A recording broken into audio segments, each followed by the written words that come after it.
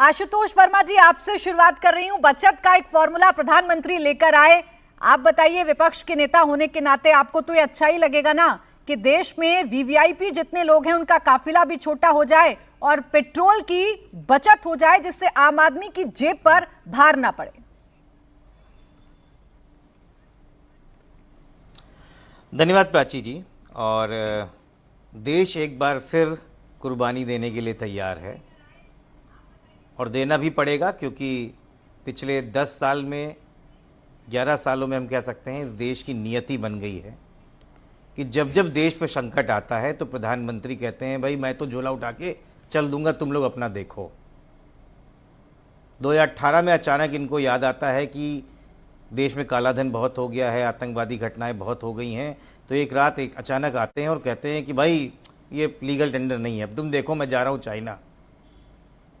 और पूरे देश ने देखा और उसको झेला। फिर अचानक इनको याद आया कोरोना में भाई आज लॉकडाउन लगाना है, कैसे लगाना, क्या लगाना, वो सब आज से लॉकडाउन लग जाना है, तुम लोग अपना देखो। देखा देश ने, झेला उसको, और अब उन्होंने बता दिया कि तुम लोग अपना देखो, क्योंकि हम तो कुछ ना कर पाएंगे। हम तो चुनाव में बिजी थे, हमें बंगाल जीतना था, हमको आसाम जीतना था, पौंडीचेरी और केरल, तमिलनाडु कई जगह हमें लड़ना था, तो जब हम उसको निपट लेंगे तब देखेंगे। तो इसलिए अब हमसे प्रधानमंत्री जी फिर से कुर्बानी मांग रहे हैं और देश की भोली भाली जनता करेगी कुर्बानी, क्योंकि वो देश से प्यार करती है। देश से प्यार करने का मतलब है कि हम अपने देश को बचाएंगे, क्योंकि इनके लिए पहले चुनाव जरूरी था। 4 मई तक कोई परेशानी नहीं थी, 10 मई तक कोई परेशानी नहीं थी, क्योंकि शपथ ग्रहण भी हो गया। उसी शपथ ग्रहण में ये 45 गाड़ियों के साथ, चार्टर्ड प्लेन के साथ पहुंचते हैं, 21 के 21 मुख्यमंत्री एक स्टेज पे पहुंचते हैं। तब तक तेल बचाया जा रहा था, लेकिन उसके बाद याद है कि ये बटन दबाओ, अब देश से कहो कि अब सोना नहीं खरीदे, क्योंकि वो इंपोर्ट करना पड़ेगा। गैस मत करो, इस्तेमाल करो फालतू की, पेट्रोल डीजल मत इस्तेमाल करो, क्योंकि हमारे पास शक्ति की ऊर्जा प्रॉब्लम आने जा रही है। ये कैसे स्थिति में हम लोगों को लाके खड़ा कर दिया है। जब देश के 56 इंच का सीना था तो पहले सबसे पहले आके आपको उसको निवारण करना था, लेकिन आप चुनाव में मस्त थे। तो जब एलओपी विपक्ष पूरा कह रहा था कि देश में लगातार आर्थिक संकट आ रहा है। भाई सरकार तो साथ के साथ ये भी बता रही है कि कोई संकट अभी देश में है नहीं, लेकिन वैश्विक स्तर पर अगर हालात बिगड़ेंगे तो उससे निपटना कैसे है ये देश को मिलकर तय करना होगा। और उसमें जितना सत्ता पक्ष के कदम उठाने जरूरी हैं, विपक्ष का सहयोग भी उतना जरूरी है। आशुतोष जी, सत्ता पक्ष ने तो शुरू कर दिया, बीजेपी शासित राज्यों के मुख्यमंत्री हो, मंत्री हो, सबने अपने काफिले छोटे कर दिए। और सबसे बड़ी बात, प्रधानमंत्री का काफिला छोटा हो गया, उनका कॉन्वॉय छोटा हो गया। अब ये बचत आपको अच्छी लग रही है कि नहीं लग रही है? ये कदम सही लग रहा है कि नहीं लग रहा है?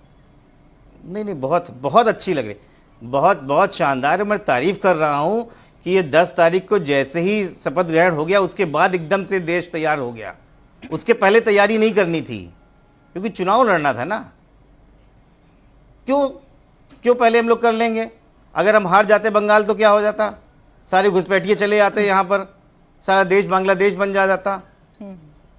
अब भारतीय जनता पार्टी के मतलब को समझिए, ये इस सब कहानी नहीं है, कहानी कुछ और है जो हम लोगों को बताई नहीं जा रही। मैं तो भारतीय जनता पार्टी से आज मतलब रुपए की हालात बिल्कुल जो है पंगु हो गई है। शर्मा जी हैं, आशुतोष जी, पहले इसीलिए आपसे शुरुआत की ताकि इत्मीनान से के शर्मा जी से समझूं कि उनका मतलब क्या है, उनके मायने क्या है। तो मैं बता रहा हूं, आज जो तस्वीरें आ रही हैं और जो पूरे देश भर से तस्वीरें आ रही हैं, बस उस पर आपकी प्रतिक्रिया ले रही थी। और रही बात टाइमिंग की, सर आशुतोष जी, रही बात टाइमिंग की, सवाल मेरा भी है और के शर्मा जी इसका जवाब आप जरूर दीजिएगा।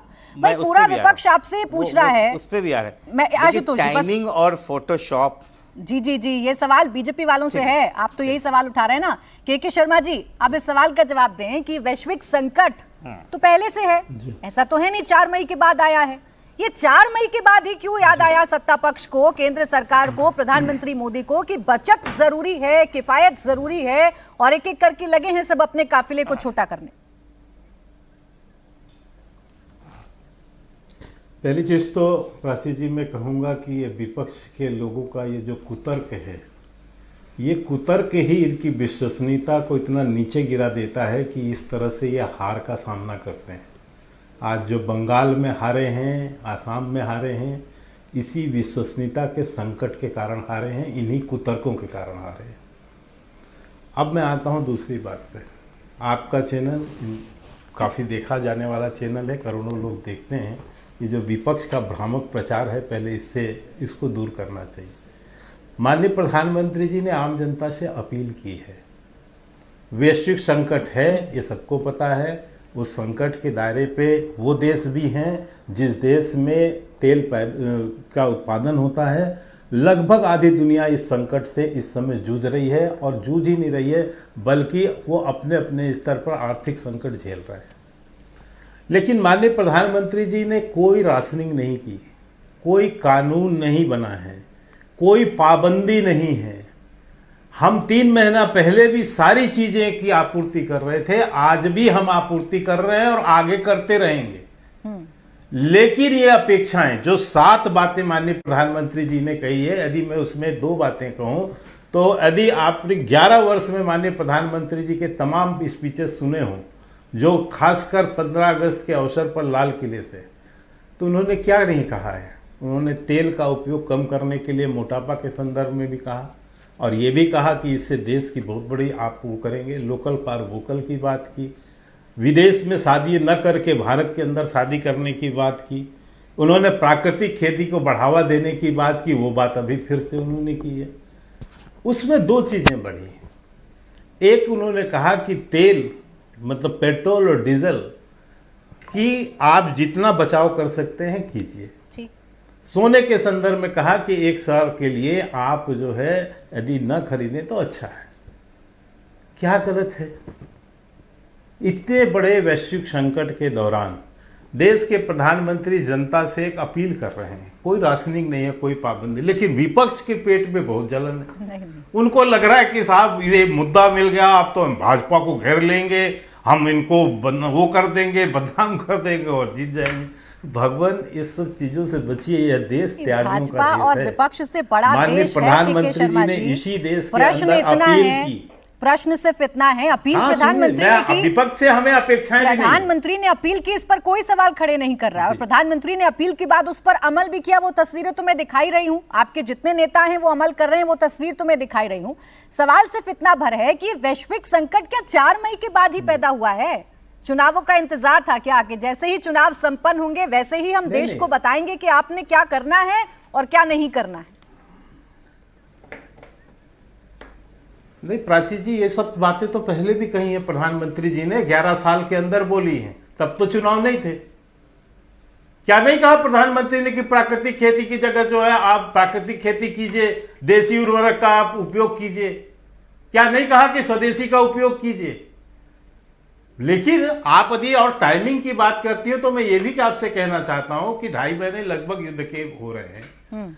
इस दौरान में हमारे पास आज भी क्षमता, हम 4थे नंबर की आर्थिक शक्ति हैं, अर्थव्यवस्था है, हम उनकी पूर्ति कर रहे हैं। अभी तक हमने कोई इसमें न तेल की कीमत बढ़ाई है न गैस की कीमत बढ़ाई है। हम आपूर्ति भी पूरी कर रहे हैं और अभी भी कर रहे हैं, हमने तो कोई नहीं बढ़ाया। लेकिन भविष्य को ध्यान में रखते हुए एक अपील प्रधानमंत्री जी ने कह दी, उससे इतना बड़ा जो है कुतर्क फैला दिया गया, इतनी अफवाहें फैलाई जा रही। नहीं, कोई अफवाह हमको आप मानते हैं कि विपक्ष से हमको कोई आशा नहीं है, ये कुछ करेंगे भी नहीं। हमको इस देश की जनता से कोई अफवाह